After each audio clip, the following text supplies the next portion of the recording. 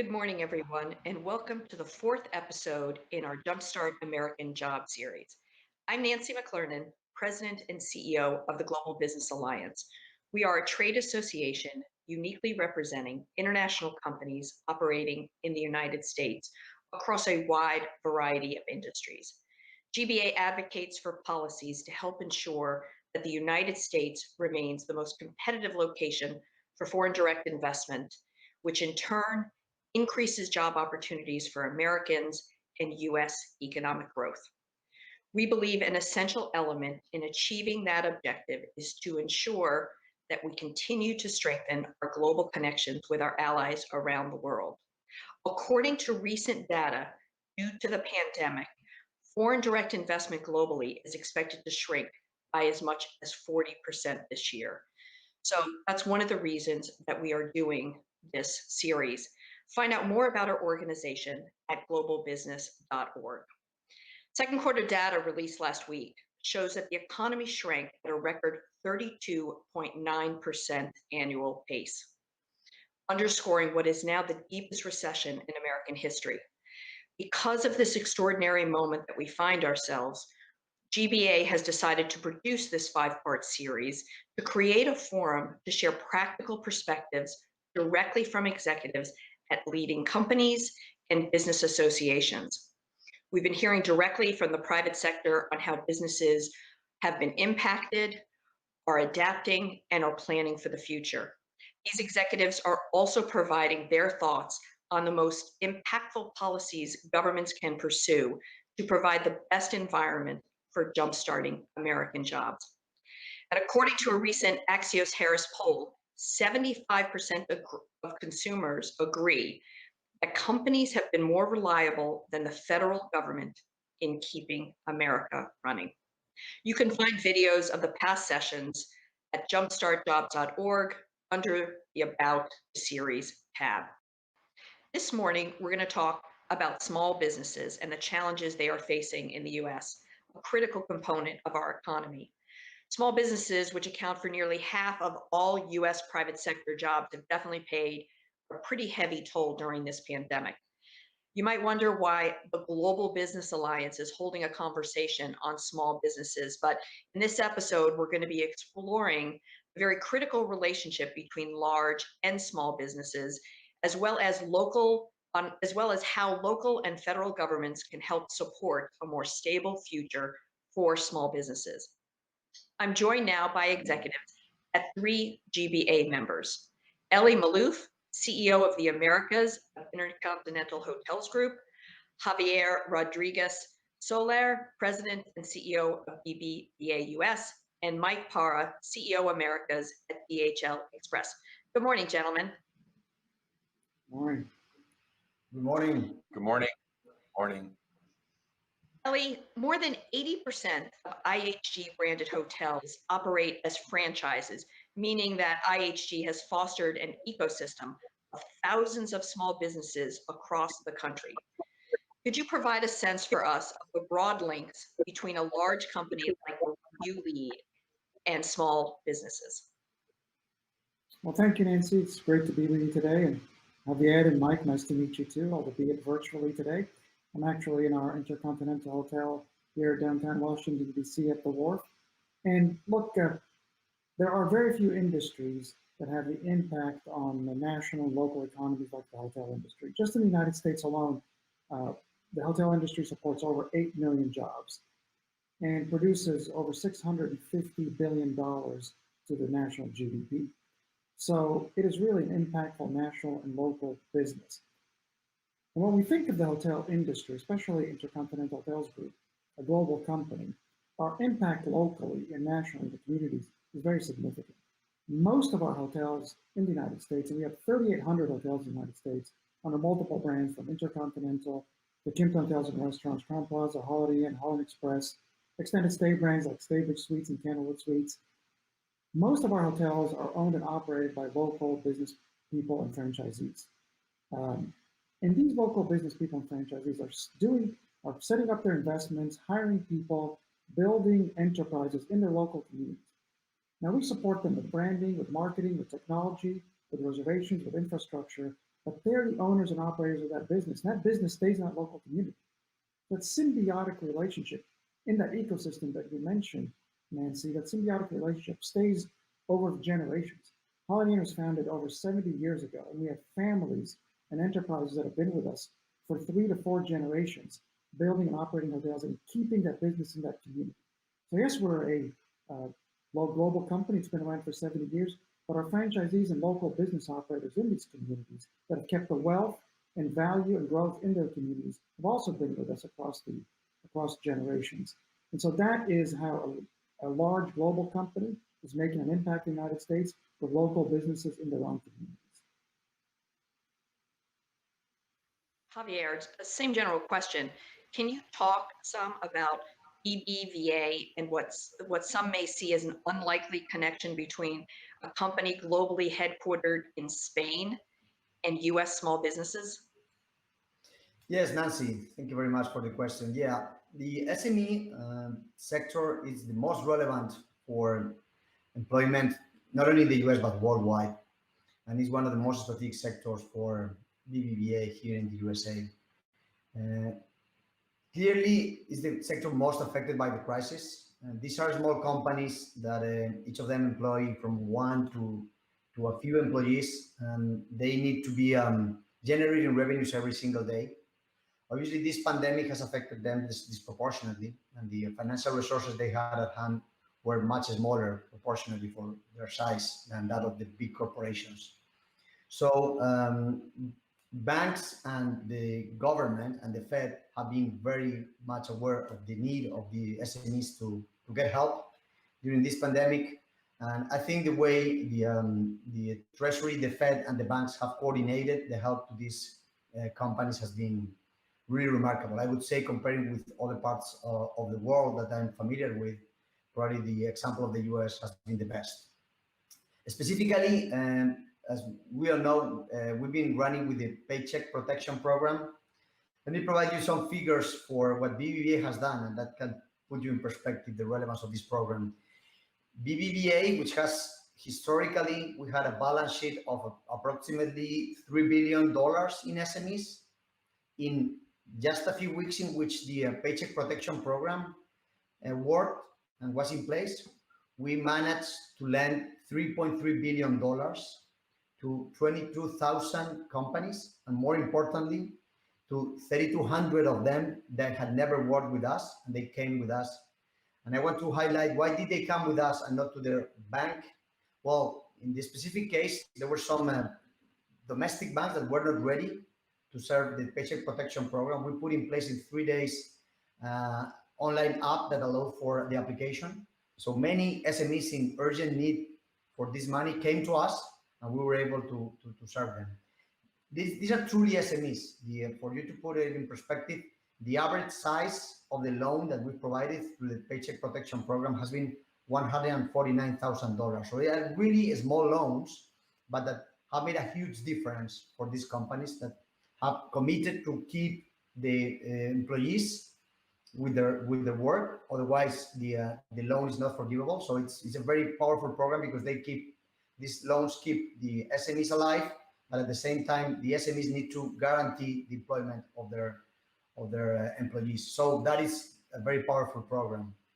Again, to put it in perspective, the size of this, of the relevance of this program, BBVA alone has calculated that we've saved 360,000 jobs thanks to the 3.3 billion that we put in the hands of the SMEs. So the relevance of this program, the coordination that the Federal Reserve, the Treasury Department with the taxpayers' money, and the banks have put in place, I think it's been remarkable, an example worldwide. And I want to highlight the relevance of international banks in this endeavor.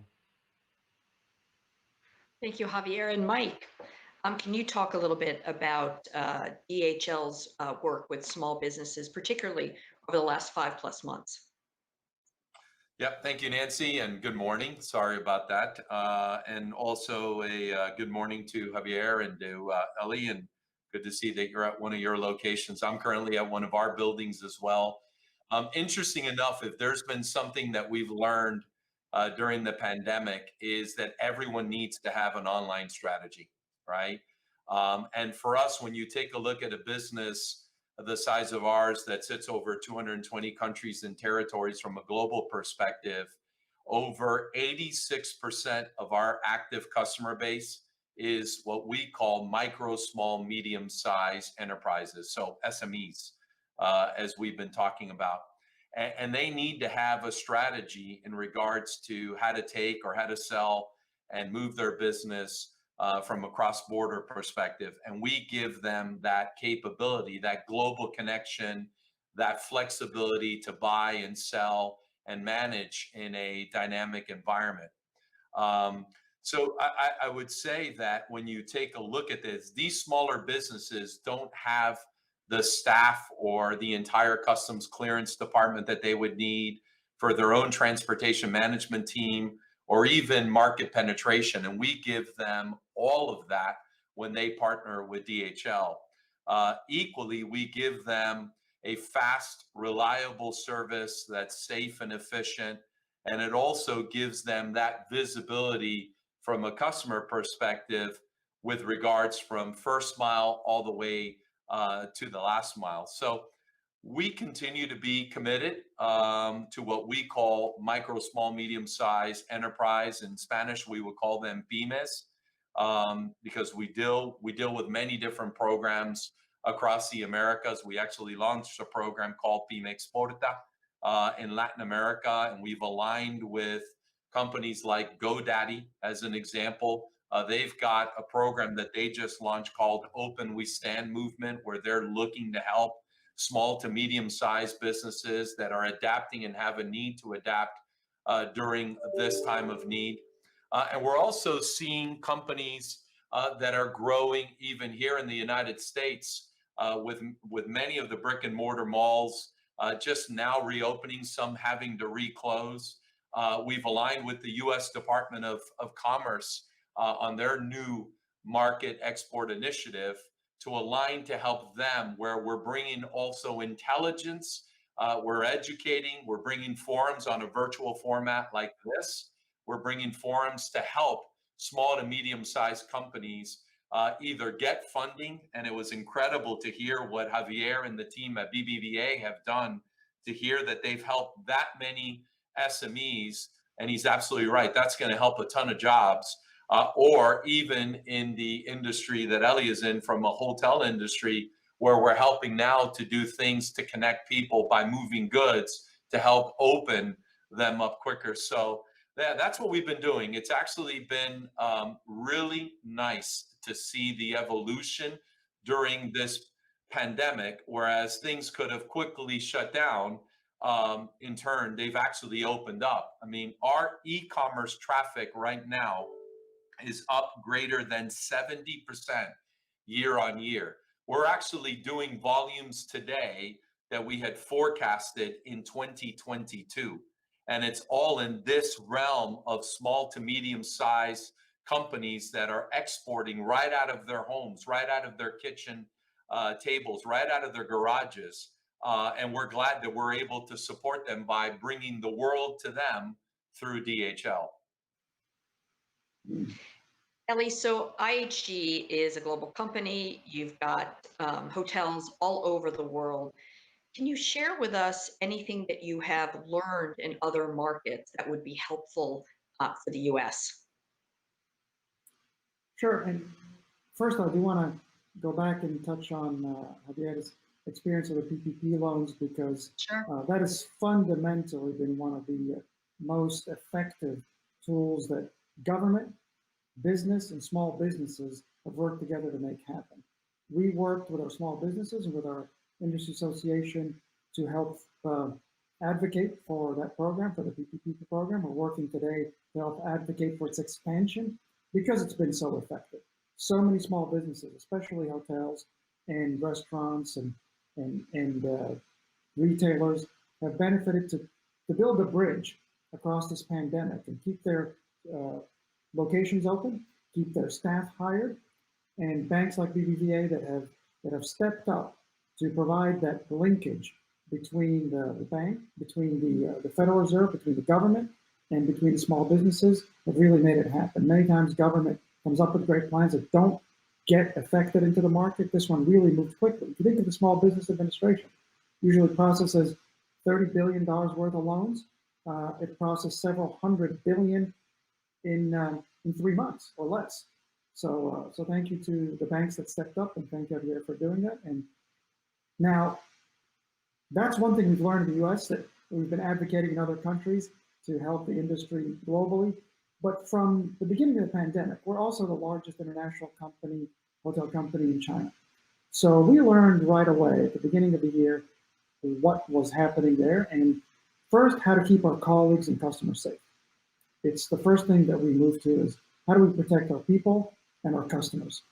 And by being at the leading edge of it in China, we had firsthand experience. And so I can't say we are ever prepared for something like this when it happens in the United States, but we're probably a little more prepared than others.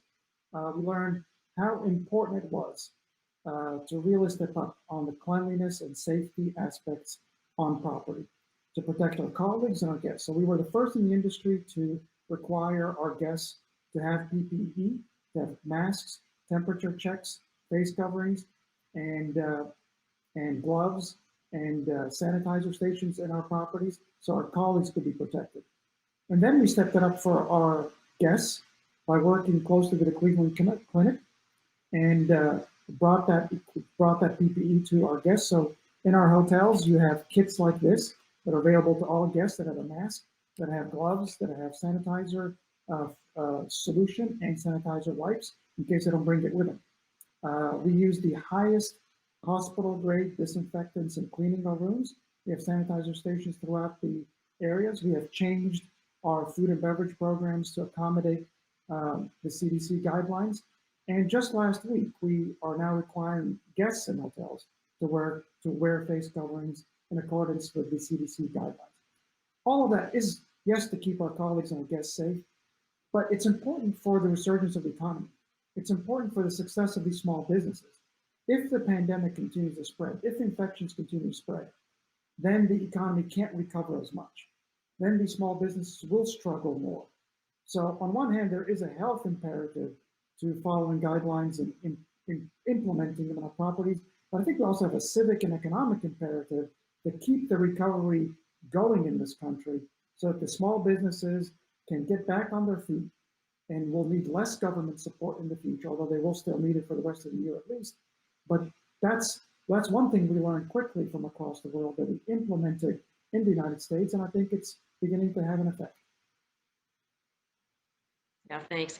Mike, DHL is a global leader in logistics and delivery, and I'd like you to spend a few moments talking about the role that you all have played during a sort of urgent need for supplies across the country.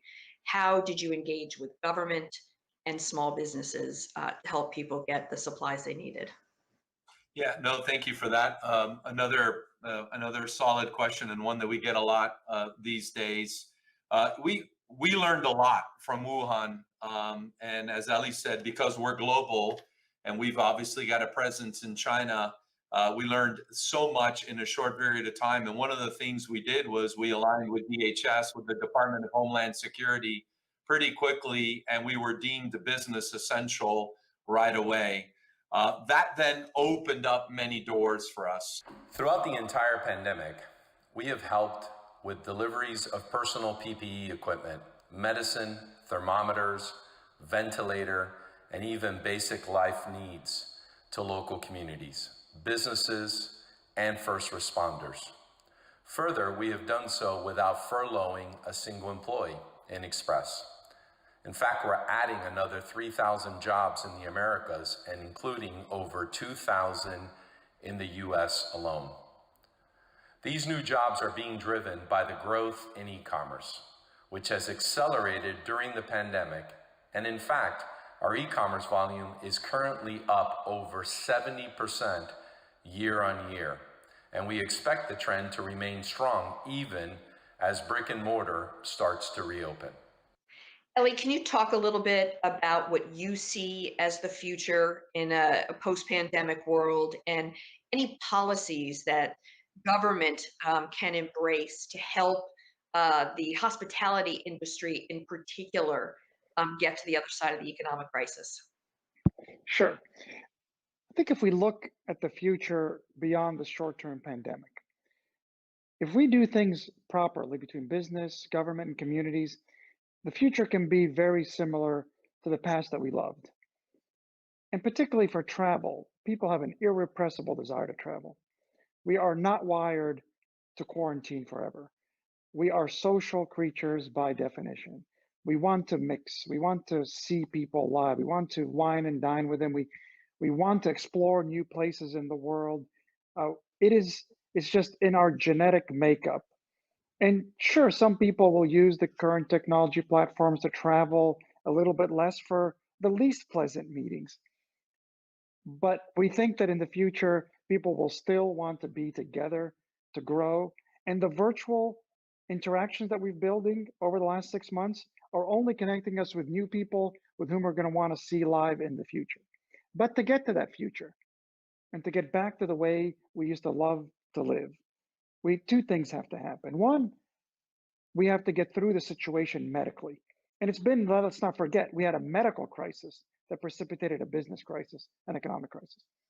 And second, we have to recover economically. So on the first one, doing what we talked about earlier, the masking, the social distancing, the washing, the sanitizing, staying away from large crowds, not really complicated things, can help us get to the ultimate medical solution, which hopefully is on the horizon, which is vaccines and therapeutics. Between the two, I have hope and confidence that the great nations of this world, and the United States in particular, will reach that medical solution. But we have to do our part to bridge us there. Now, there's an economic bridge we have to build too. So government, especially in the United States, working with businesses, and especially to the benefit of small businesses, put together a big span of that bridge from the depth of the crisis in March and April to today, with the PPP loans that we talked earlier, with the tax credits we talked earlier, and the unemployment insurance we talked about earlier. That got us to about now. And there was a hope that the summer would subside the virus, that this thing would go away a little more quickly. Well, obviously, and sadly, it hasn't. So we have another span of this bridge to build until the medical solution's there. So there are three key policies that government can help with. First is the expansion and facilitation of the PPP loans, which have been very successful. And I think there's bipartisan support out there for a substantial expansion and continuation, including for existing and previous borrowers. The second one is the employee retention tax credit, expanding that and giving it another span for really to drive businesses to employ, to retain, and so we can go from unemployment to employment as the economy recovers. And the third one, which I think is fundamental and really just targeted to the coronavirus pandemic, is liability protection. So many businesses like ours, like Mike and Javier's, so many businesses and small industries out there are investing in PPE, are changing how they're doing, how they're living, how they're working, wearing masks, putting up plexiglass, keeping distances, following the CDC guidelines. And if they're doing that, there should be a safe harbor. There should be some liability protection from the risks should anything potentially happen. It is a pandemic. We can't control everything. Businesses are trying to do what they can. And where they're doing it responsibly, following the guidelines, there should be liability protection. Those are three measures that the government can do to help the economic recovery continue. So between the medical solution and the economic solution, we can get past this pandemic and return to living our lives the way we love to live them. And now, Mike, can you talk a little bit about trends that you see sort of outlasting the pandemic and any policy recommendations you have for the economy? Sure. So I think one of the trends that we see that are going to outlast and have become visible during the pandemic is working from home. So we would have never thought as a company like ours that we would have mobilized 35% of our global workforce to work from home. And actually what we've seen as a result of that is we've seen increased productivity. We have seen a reduction in turnover. We've seen increased levels of happiness from our employees because we've done a survey. We've seen increased overall flexibility not only for them working from home and allowing for those individuals that have children and haven't been able to have their children go to daycare or go to school. It gives them the flexibility to work through that, but also gives us a flexibility from a workday perspective as well. So that is one of the big trends that I believe is going to stick. And even for a company like ours that's 50 years old, we would have never thought that was going to take place. The next one is, and Ellie may not want to hear this, I travel on average before this about 300,000 miles a year in the air. And I spent a lot of time in hotels. What I've come to acknowledge is that that wasn't the right thing to do. So I say we're going to see, I'm not going to say travel will go to zero, but travel will be modified because virtual platforms like the one that we're on now has allowed us to communicate and still be effective with our customers. We've got our entire commercial team working from home and they're still being effective. So I believe travel will continue, but it just won't be at the scale that it once was before from a professional perspective. Will we still have to go visit customers? Absolutely. Will you still be going and staying in hotels? Absolutely. Just not at the pace that we were doing before. For us, we're going to see, we used to have a contact delivery where when we would make a delivery to a customer, it was physically handing the goods. We've gone to contact less delivery and contact less interaction with our customers, which again, we thought we would never do. We've gone to that, and we believe that is going to stay moving forward. And then finally, what I would say is that we're going to see an increased amount of SMEs growing from home and not having to have the reliance of physically having to have brick and mortar, a physical facility. They have found a way either to use existing marketplaces and their platforms and put their products on those platforms and leverage them without physically having to go to brick and mortar. So I think even brick and mortar and retail, not retail, but real estate might take a potential initial hit from that perspective. So how to better leverage and utilize that going forward. So those are some of my trends that we're seeing already come to life. What would I say to policymakers? I would say that they must understand how critical trade facilitation and the free flow of data, goods, finance, and even people are for our nation's ability to open markets for SMEs. We need open markets for SMEs. So going back to what Javier had said earlier about shutting down borders, that doesn't help us, or raising cost of doing business, that doesn't help us, or increasing time or complexity of moving goods internationally, that doesn't help us, because the real victims are our small businesses. So it's already hard enough for a small business to trade or engage in global trade, and they can be easily dissuaded from exporting their amazing products if we add more complexity around it. So that's exactly what I would say to our policymakers if they were with us. I'd say that let's take one step back and look at the broader picture. Why is the US the most relevant country in the world, the most powerful country in the world? It is not only that it's a big country, that it's a rich country, it's privileged with its neighbors, it has plenty of natural resources. It is not none of that. The aspect that has made this country so great is that it has been the smartest in attracting the most entrepreneurial and talented people in the world. That's what makes the US such a great country. And that has been the case forever, historically, forever. So coming back to the present, I really want to encourage politicians to think about amending or rescinding Proclamation 10014. International companies like that in which Mike, Ellie, and myself work attract talent to the US from all around the world India, Turkey, rest of Europe, Latin America, from everywhere to this country. Let me talk briefly about my own personal experience. 25 years ago, I came here to study my MBA in Columbia University. Then I went back to Europe and worked in a multinational US company called McKinsey. I've come back 2 years ago to work here. Now I have, it's anecdotal, but just as an example, I have 3 individuals that are waiting for their L1 business to be approved. One expert in cybersecurity, one expert in risks, one expert in foreign exchange. Of course, there are experts of these fields in the US, many, but this country is nurtured with this type of professionals. I really want to encourage politicians not to take any type of populist or short-term, very short-term measures, and keep doing an order and legal immigration in this country and keep attracting the most talented people in the world. Yeah, completely agree.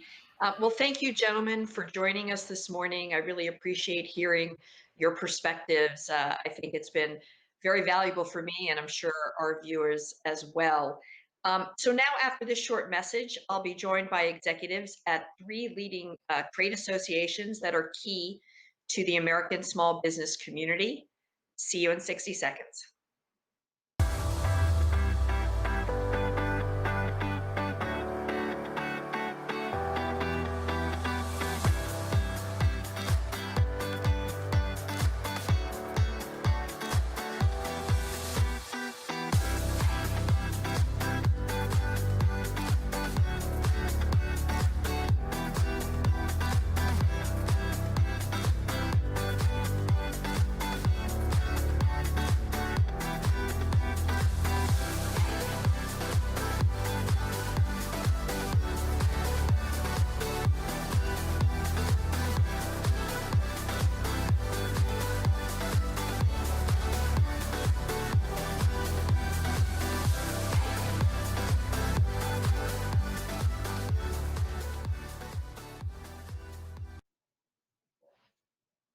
Welcome back. I'm really pleased now to be joined by some of my colleagues at 3 trade associations that work very closely with small business.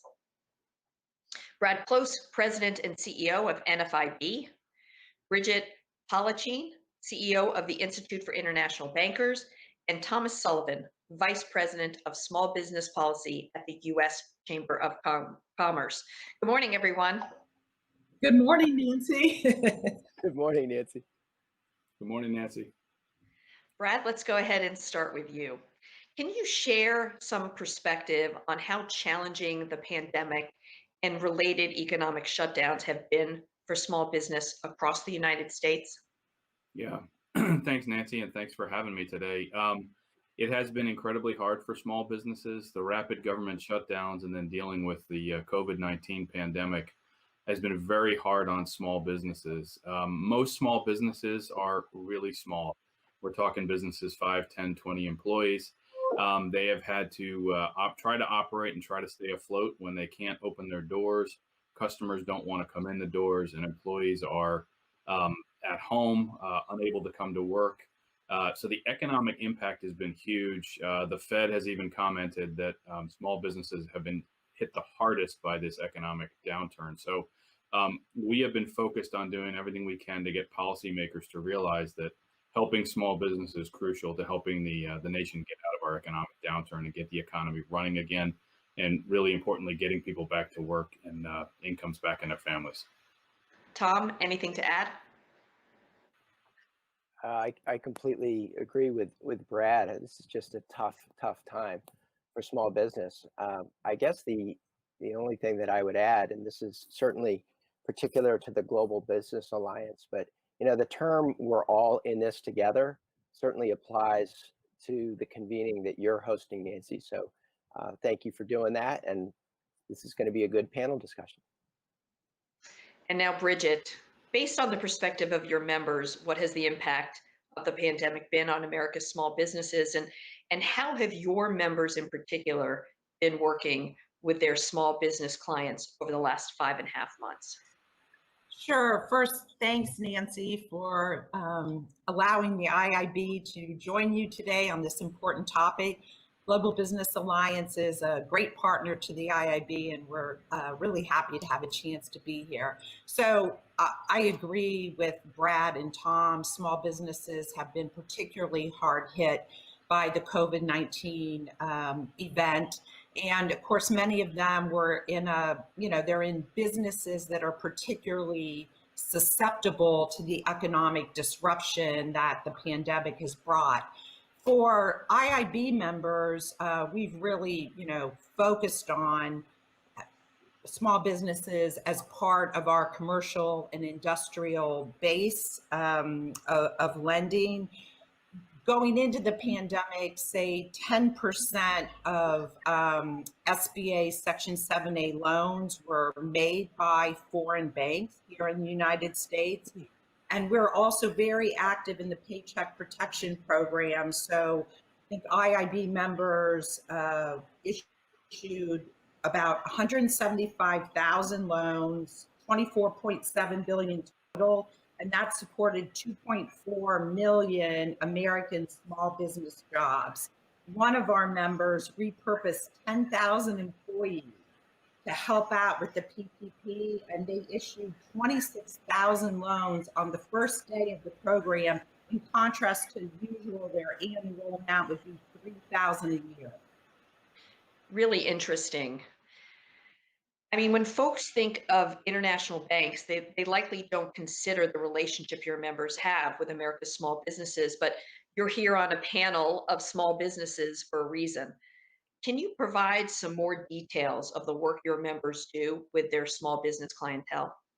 Well, I think, one of the misperceptions that the IIB members, foreign banks deal with here is you think of foreign banks as being sort of, Wall Street and these huge global banks. And of course, they are. But here in the United States, we are, like our US bank counterparts, serve all sorts of members, and small businesses are really important.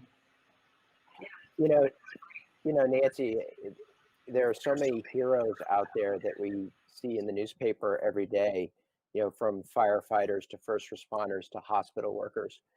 From where we sit in the small business community, another group of heroes are these bankers who moved heaven and earth to get loans to small businesses under this brand new SBA program.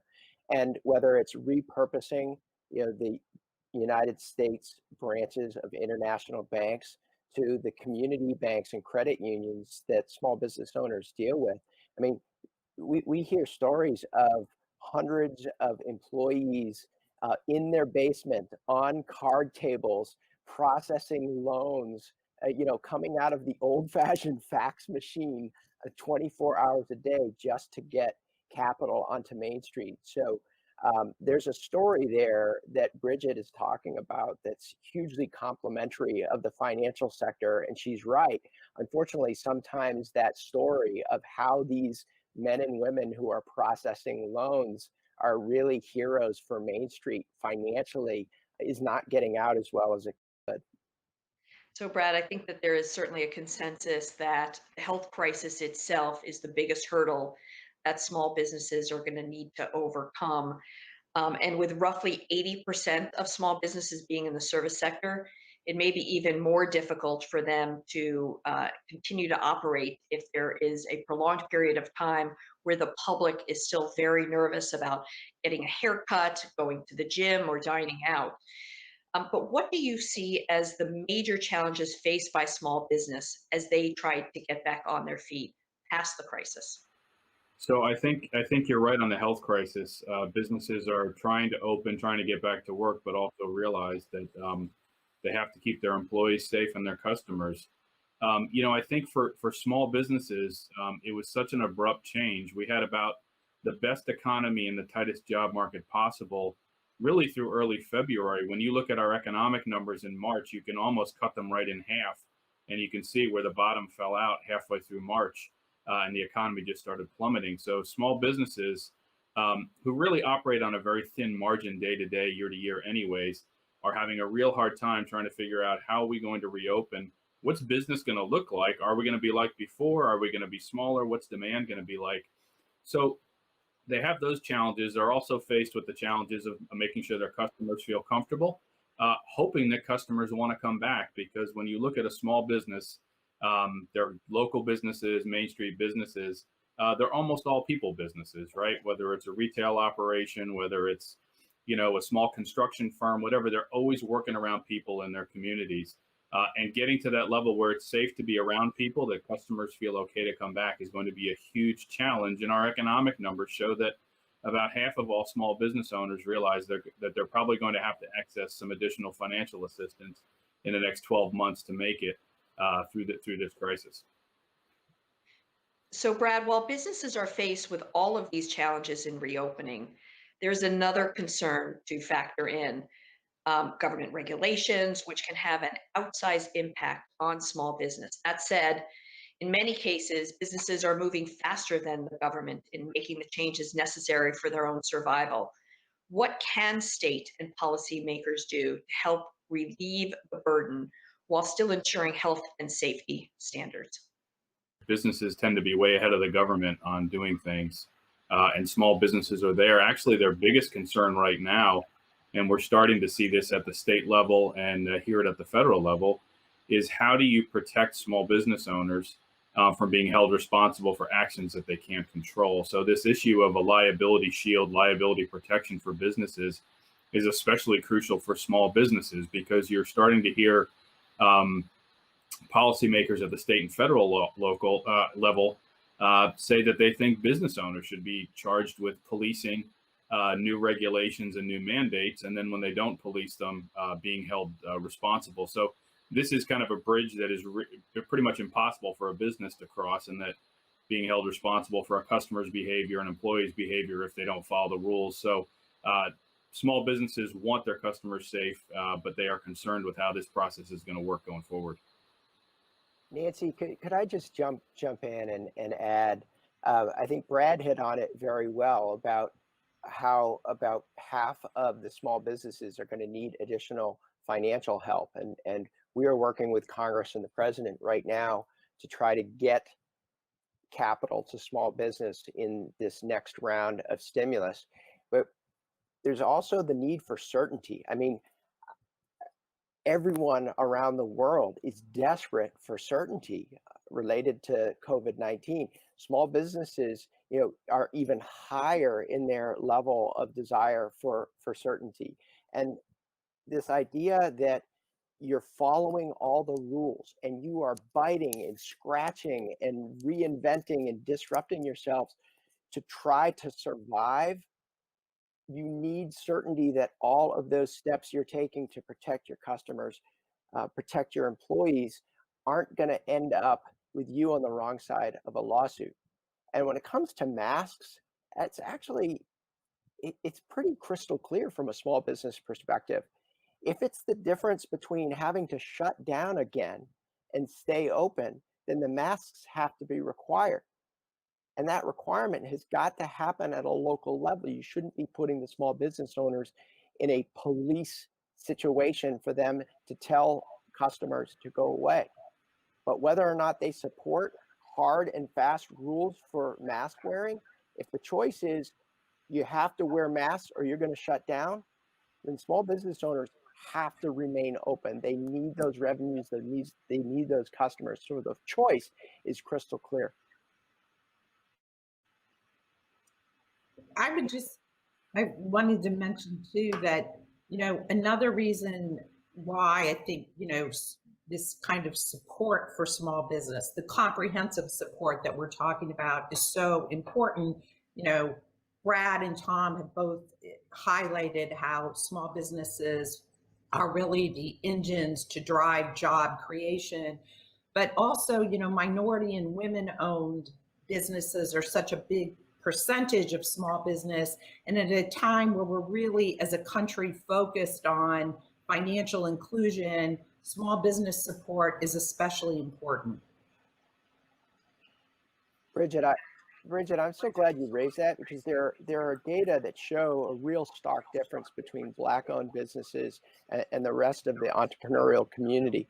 I think Professor Fairley out of California shows that Black owned businesses are closing at twice the rate of small businesses in general, close to 41%. That is horrible. And unfortunately, a lot of minority communities are just outside of that financial system, Bridget, that you're so familiar with.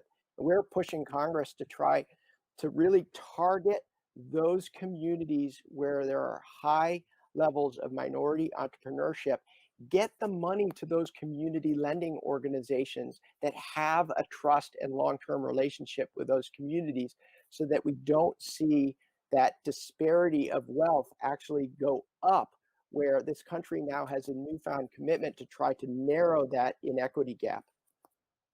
And I think, the banks can contribute to that through their direct lending relationship, but also, as you point out, the support of community development financial institutions as sort of the vehicle to deliver that kind of targeted lending in minority communities. I'm interested in what your members think is the appropriate role for government assistance. Brad, what would you say is the most important element in ensuring small businesses are receiving the assistance they need during this difficult time? Sure. Well, the one thing that is true about small businesses is small business owners come from all different walks of life, right? All different backgrounds. They have all different concerns, but what unites them is their belief in being independent, being a small business owner, and being allowed to run their business. When you look at the loans and the kind of the financial assistance that the smallest of businesses, the businesses that are struggling the most right now to stay open, need, they are really small loans. And one of the things that NFIB has really pushed hard to get policymakers to focus on is making sure that there is enough money going on the small side of small business, small loan amounts, making sure that local community banks and lenders are getting money set aside in this program to make sure that businesses can access the loans. Most small businesses don't bank at large banks.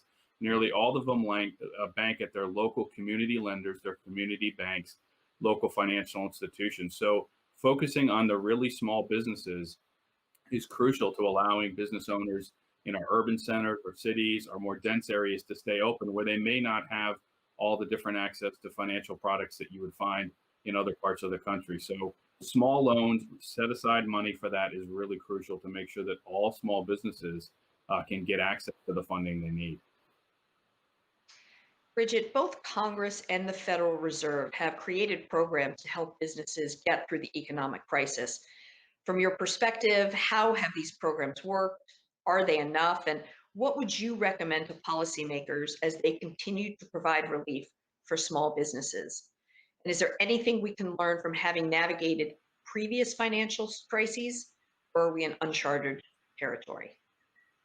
So, we'll begin by saying kudos to the Congress, to Treasury, to the Fed for acting, swiftly and ambitiously to bring economic support, direct stimulus payments, the Paycheck Protection Program, the Main Street Lending Program, and all sorts of other, Fed facilities and Treasury programs designed to support specific markets, products, all the different, aspects. Of course, it's, clear that more is needed as the public health crisis continues. And, we, like my colleagues, are happy to see Congress talking seriously about the phase 4 package. From the banking perspective, I just would, point out two things. One is we want to make sure that existing regulations don't unnecessarily impede banks' ability to continue to lend. And then the other thing I just, would point out that, this crisis is different from the global financial crisis because the banking community came into it very strong, financially sound and strong, and so has really been able to be the vehicle by which all this relief is being distributed across the business community, small and large. Tom, how have supply chain disruptions in the global marketplace impacted the Chamber's small business members? Sure. Well, thank you, Nancy, for that question. At the U.S. Chamber of Commerce, a lot of our larger small business members consider their marketplace to be a global marketplace. And a lot of the challenges we're experiencing here in the United States are being felt all over the world. And so what that means is that there are these little glitches in the supply chain. We're working very closely with the White House to make sure that when we deem something essential, that the entire global supply chain with our partners around the world are also considered essential. I'll give you a good example. We have a wonderful thermoplastic molding company in Salt Lake City, and the Caddis Enterprises is very proud to completely source her materials all within the United States. However, there is a fastener she needs for production that comes from Mexico, and there were some supply chain disruptions that threatened to harm her business, which is essential because her products actually are protecting the energy supply, and in particular, protecting the energy supply at hospitals around the country. And so that's a great example of how free-flowing commerce from Mexico and the United States for just a fastener in an overall manufacturing facility actually equates to keeping a hospital online in New York City that is treating COVID-19 patients. So I think that right now we're realizing that this is a global marketplace more than ever before in our economy, not just because of the positives of importing and exporting, but because of what happens when there's part of that supply chain that's disrupted, especially in the essential parts of the economy. Because if one little thing happens, then the ripple effect across that essential component in the United States can be devastating.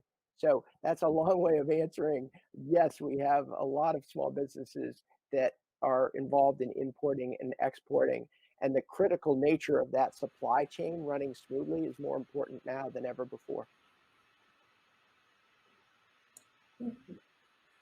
Nancy, can I just jump in on that one? Of course, Bridget, go right ahead. You know, speaking of global supply chain and the global economy, want to point out that that's where international banks, whether global banks that are headquartered in the U.S. and doing business abroad, are sort of our discussion today, and where Nancy Global Business Alliance and the IIB have so much in common, is the importance of U.S. operations of foreign banks to help keep that sort of global chain going, because we're going to be able to help those companies bring their products and services here to support U.S. businesses and U.S. jobs, like Tom's example.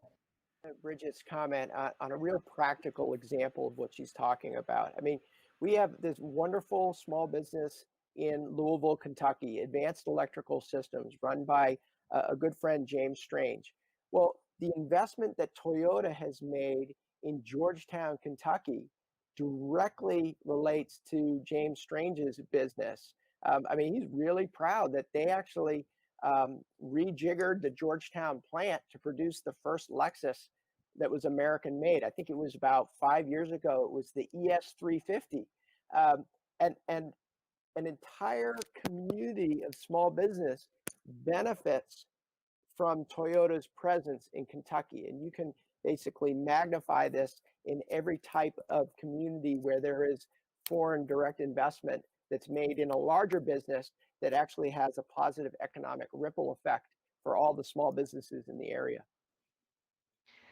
Tom, I really appreciate the example that you provide on how foreign direct investment in particular is connected with U.S. small businesses. And it's really a great way to wrap up our conversation. I'd like to thank all of the speakers for being here today, and thank you to everyone for tuning in. And here's what we'll be discussing next Monday. Join us Monday, August 10th for the conclusion of the Jumpstart American Jobs series, where leading industry experts representing millions of U.S. workers across nearly every facet of our economy will offer their single most important recommendations for how policymakers can jumpstart job growth. Reserve your virtual seat by registering at jumpstartjobs.org, an initiative of Global Business Alliance.